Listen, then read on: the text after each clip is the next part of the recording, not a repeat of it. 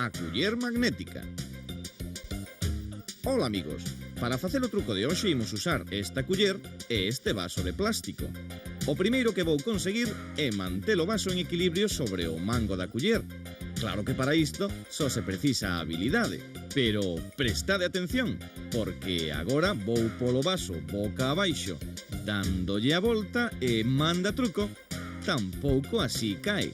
Devolvo o vaso á súa posición de uso e, unha vez completada a volta, só me resta separar os dous obxectos e así romper o feitizo magnético da culler.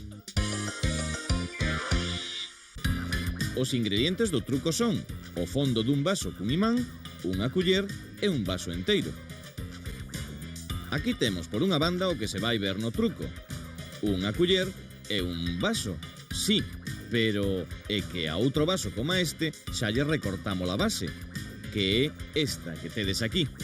Logo, puxémoslle un chisco de masilla adhesiva no centro para que, ao colocármolo o imán en riba, este quedase preso, tal e como podedes ver. Aí o tedes. Despois, empregamos o extremo do mango da culler para coller a base e metela dentro do vaso.